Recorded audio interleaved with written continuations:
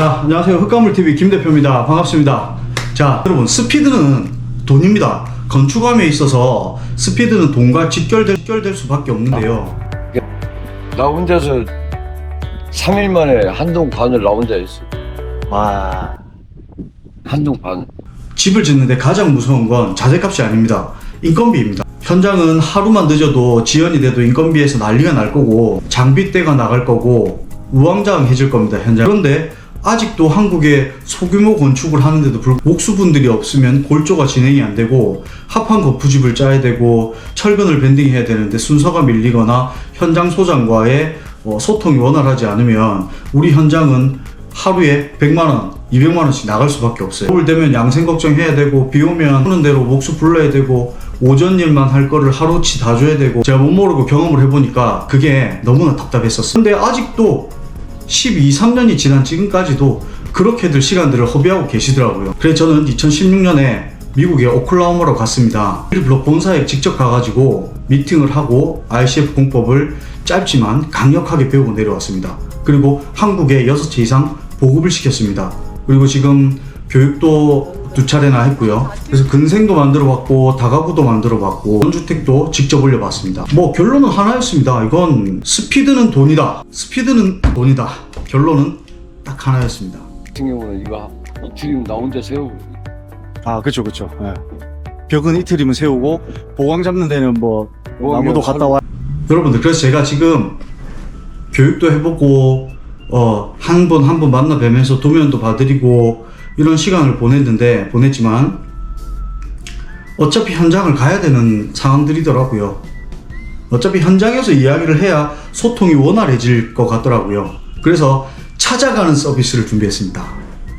물론 경비는 있습니다. 출장비를 받고 올라가서 나중에 몇 평이면 블럭이 얼마나 들어갈지, 철근은 얼마나 들어가고 콘크리트 물량은 또 어떻게 들어가야 될지, 언제쯤 타설을 해야 되고 보강은 어떻게 할, 이런 매뉴얼들을 손수 알려드리고 내려오는 시간을 좀 가져보도록 하겠습니다.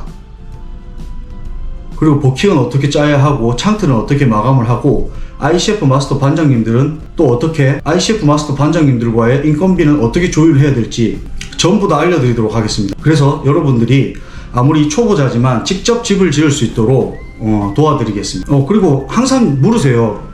도면 나오기도 전에 평당 얼마예요? 이거는 뭐 얼마죠? 철근 콘크리트 집 맞나요? 맞아요. 철근 콘크리트 집인데 합판 거푸집이 아닌 EPS 스티로폼 거푸집을 짜서 단열재가 겸용이고 안에 철근과 콘크리트가 들어가는 방식입니다. 네, 제발 여러분 평당 얼마예요? 이런 거 좀 묻지 마세요. 이동 거리와 제반 사항과 등등 사람들의 역량에 따라서, 그리고 뭐 철물점을 가더라도 사실은 벽돌 하나 사는 사람들의 수완들이 다르잖아요. 아스콘 1톤을 사도 다르고 그러게 말입니다. 그래서 그런 것들은 이 제품에 확신이 좀 생기셨을 때 제가 설명을 드리고, 확신이 좀 생기셨을 때 차근차근하게 풀어나가는 걸로 좀 해봅시다. 차근차근하게 얘기하는 걸로 좀 해봅시다.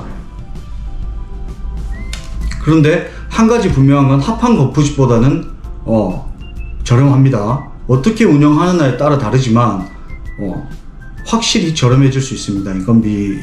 인건비 측면에서 확실히 저렴해질 수 있습니다. 왜냐면 여러분, 저는 건축회사를 지금 운영하는 게 아닙니다. 이 자재로 집을 여러 채 지어보고 확신이 생겨서 이런 영상들을 배포하게 됐는데요.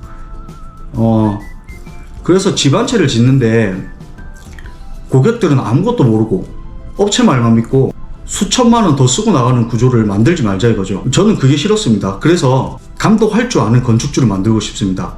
그리고 이 제품이면 그렇게 하실 수 있습니다. ICF는 그런 공법입니다. 한번 이해하시면 건축의 흐름이 보이실 겁니다. 그리고 흐름이 보이면 돈이 안 새기 시작하는 거죠.